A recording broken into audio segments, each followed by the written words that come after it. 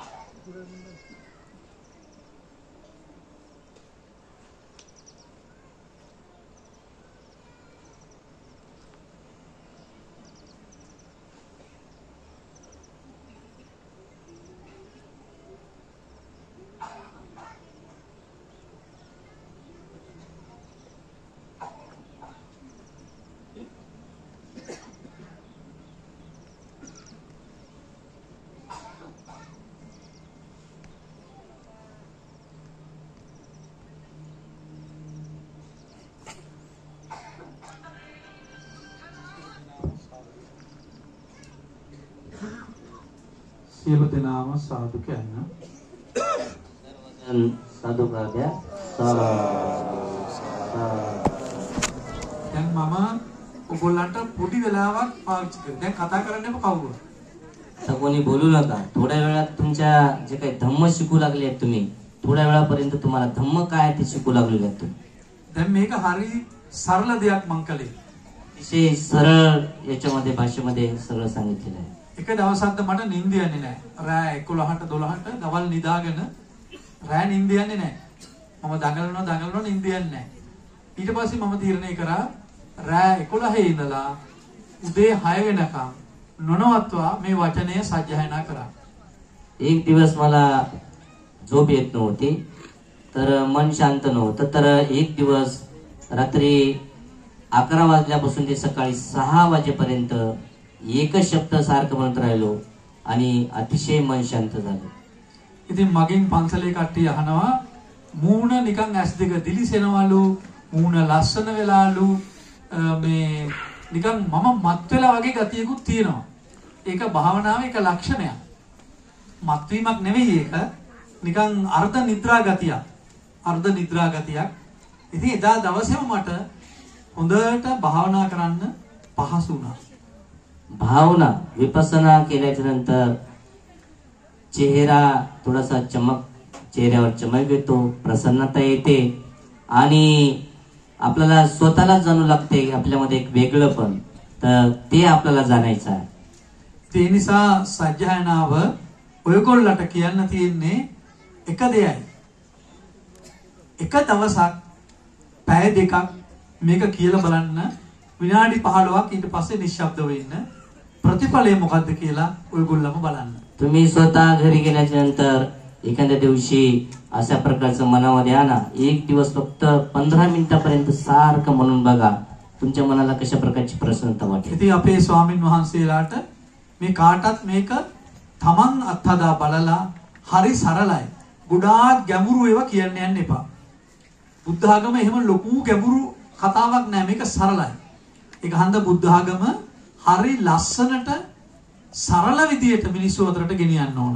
बुद्धाचा धम्म म्हणजे फार मोठ्या खोलपर्यंत आहे असं समजू नका. अतिशय साध्या आणि सोप्या भाषेमध्ये तुम्ही बुद्धांचा धम्म आत्मसात करू लागले, आचरणामध्ये आणू लागलेले आहे आणि तुम्हाला त्याचा लाभ होत आहे हे आपण पाहतो. ඔයගොල්ලෝ දන්නවා ඕනම එළවලුවක් 3-5 දාලා එක එක ඒවා අපි දානවානේ රසකාරක කහ පාට එක එක ඒවා දාලා අපි රස කරනවා. ලුණු පොඩ්ඩක් දානවා.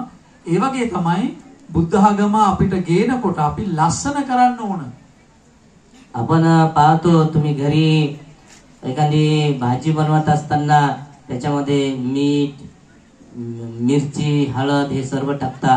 तसा बुद्धांचा धम्म हे आपण थोडी सज्जायना, थोडी भावना हे सर्व करून अतिशय सुंदर आणि साध्या सोप्यामध्ये भाषेमध्ये आपण आत्मसात करू शकतो. දෙවැනි එක බුද්ධ ආගමේ ඉගෙන ගන්න තියෙන්නේ සූත්‍ර 2යි. दुसरी गोष्ट म्हणजे बुद्धांच्या धम्मामध्ये फक्त 2 सूत्र आपल्याला चांगले शिकावं लागते. ගොඩාක් ඒවා ඉගෙන ගන්න යන්න එපා. खूप काही असं शिकायला जाऊ नका. අපේ ලංකාවෙත් ඉන්දියාවෙත් තියෙන ප්‍රශ්නයක් සමාධිය නැතුව විපස්සනාවට ගෙනියනවා. ඒක වැරදි. इथं भारतामध्ये आणि श्रीलंकेमध्ये सुद्धा एक प्रश्न आहे. समाधी नसताना सुद्धा विपස්සनाकडे घेऊन जाऊ लागले आणि त्यांना त्यांचा लाभ होईना झालेला आहे. ඒක ගෝයන්කජීගේ වුණත් වෙච්ච ලොකු අඩුවක්. ඒ කියන්නේ ගැඹුරු සමාධිය එන කලින් පටන් ගන්නකොටම අනිත්‍ය දුක්ඛ කියලා पटंग गणना.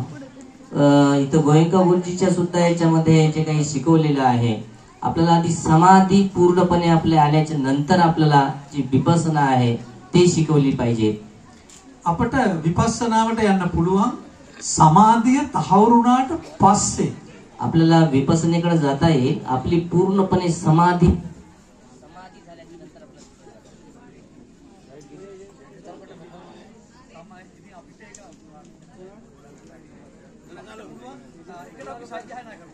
आपल्याला आता सगळ्यांनी थोडं शांत आहे, सगळ्यांनी सोबत सोबत म्हणताय मला सोबत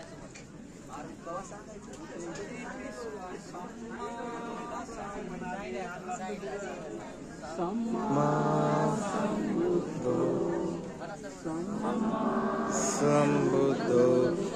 सम्मा संबुद्धो सम्मा संबुद्धो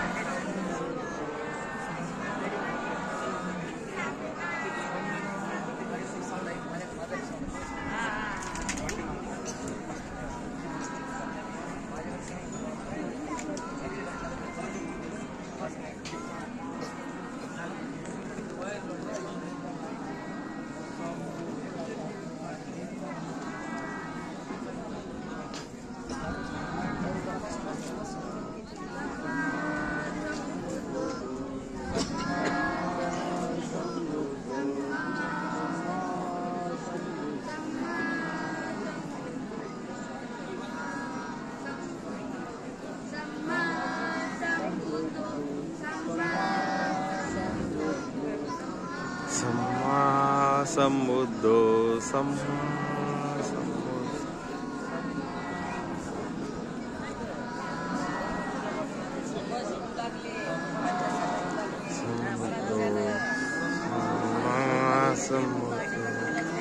samma sambuddho samma sambuddho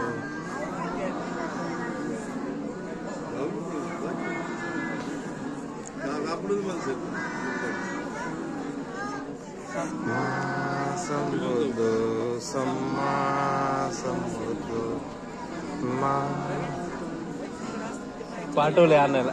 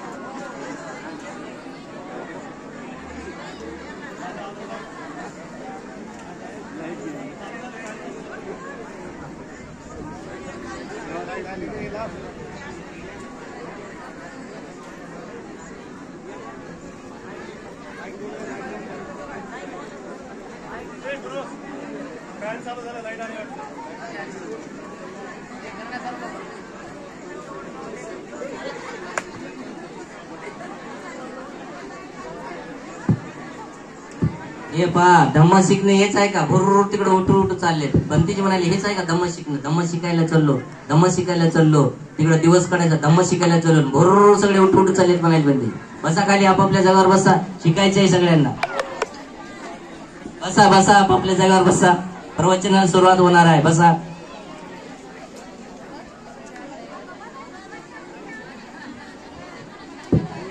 අපි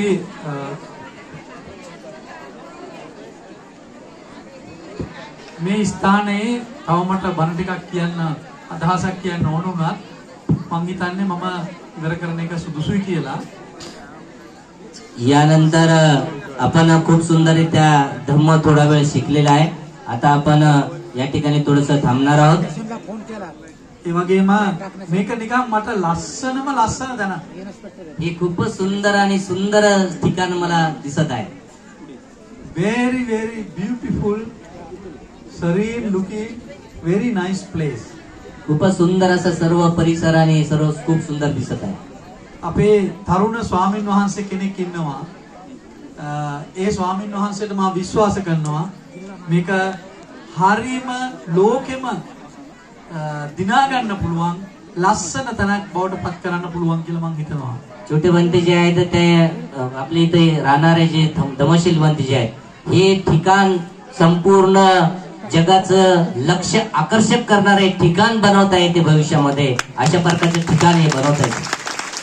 මම ඇත්ත වශයෙන්ම මෙතන මේ එනර්ජි එක විශ්ව ශක්තියක් තියෙන තැනක් හැටියට මට දැනෙනවා. इथं विश्वशक्ती म्हणजे सगळ्या अशा प्रकारची मोठी शक्ती निर्माण करता येते. ते अशा प्रकारचे ठिकाण आहे. याला आपल्याला बनवावं लागेल. ලොකු දේවල් කරන්නේ නැතුව ඉස්සෙල්ලාම ලස්සනට ගස් ටික හිටවමු. फार मोठं मोठं काही बिल्डिंग न करता आधी सगळीकडून सुंदर सुंदर झाडं लावले पाहिजे. ඒ වගේම අපි මම ලංකාවේ හිටපු අවුරුදු 20ක් පාර්ලිමේන්තුවේ හිටපු മന്ത്രിවරයෙක්. याबरोबर मी श्रीलंकेमध्ये 20 वर्षापर्यंत पार्लिमेंट मध्ये मंत्री राहिलो.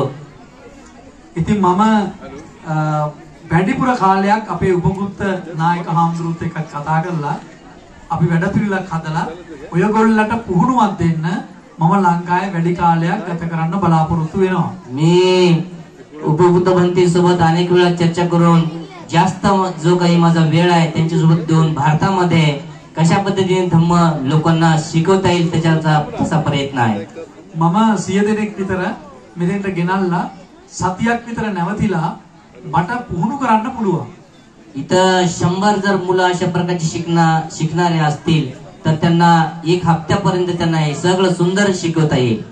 ඔයගොල්ලෝ කැමතිද? तुम्ही तयार आहेत का? ඔයගොල්ලෝ එනවද? तुम्ही येतात का? අත උසන් hands up. हा, येत असाल तर हात उचला शिकण्यासाठी. right. අපි අම්බෙක්කාරතුමා කියන්නේ බෝධිසත්වවරේ.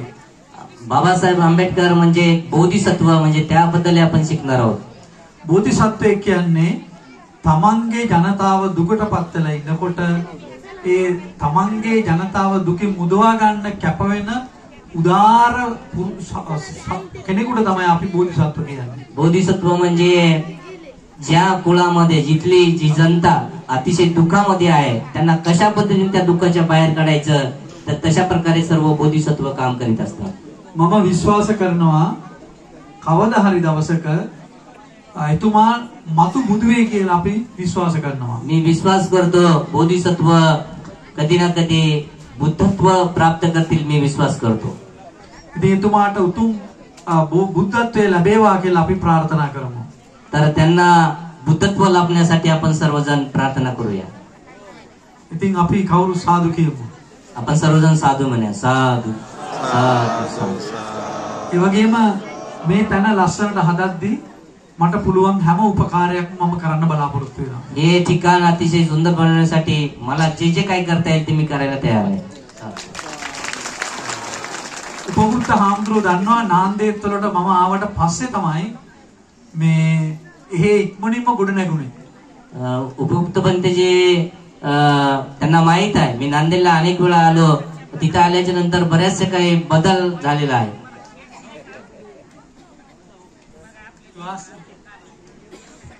बरोबर आहे, करेक्ट आहे.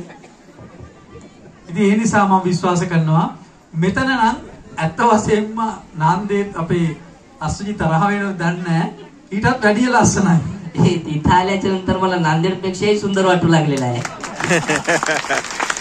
आत्मजित पण ते आलते तिथं ते रागवणार नसतील म्हणून असं म्हणू लागले पण त्याही पेक्षा सुंदर ठिकाण आहे. ඉතින් මම වැඩිය මේ පිටු පිළිමෙහෙම හදද්දී උපකුත් හාමුදුරුවෝ මට පිළිමයක් පෙන්නුවා.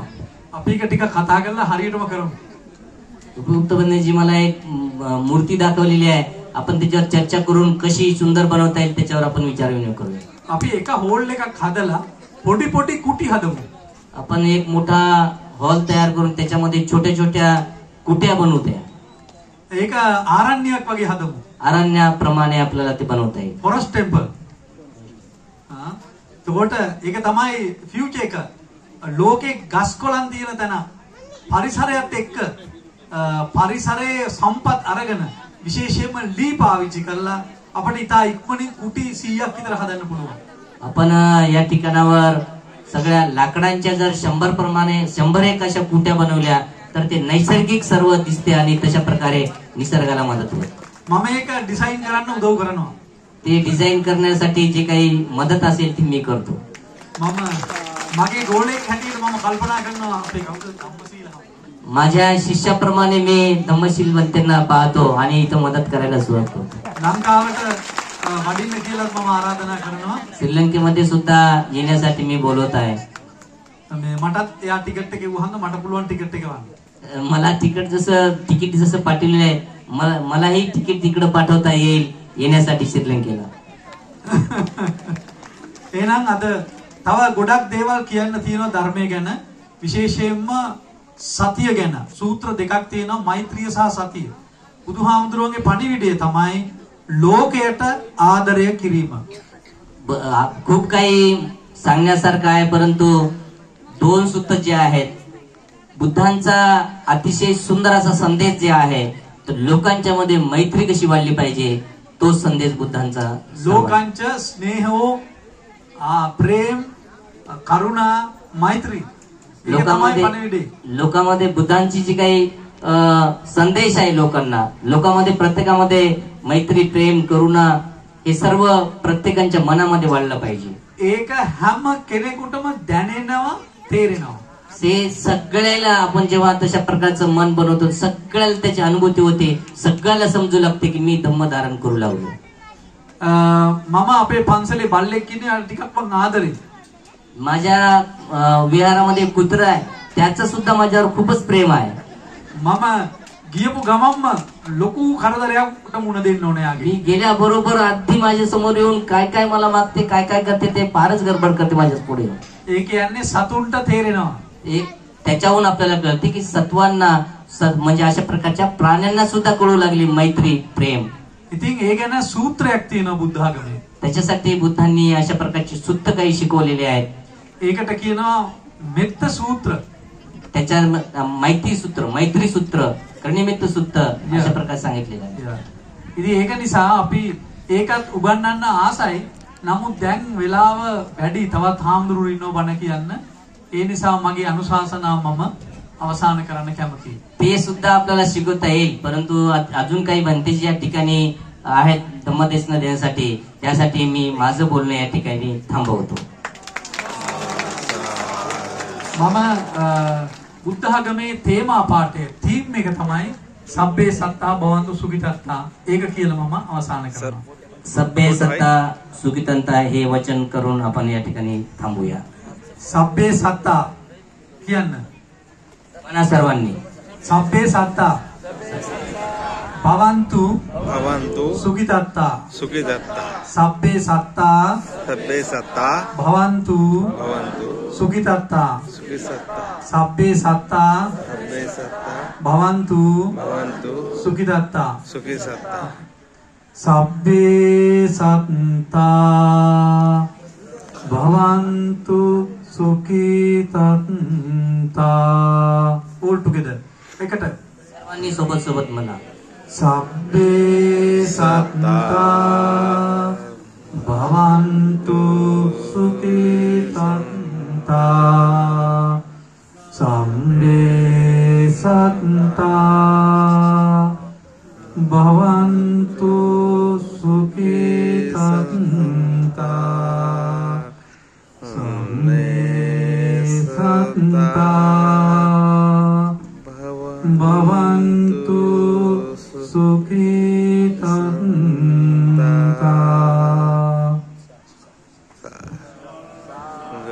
म्हणा सर्वांनी साधू साधू साधू. धन्यवाद आदरणीय बंतेजी.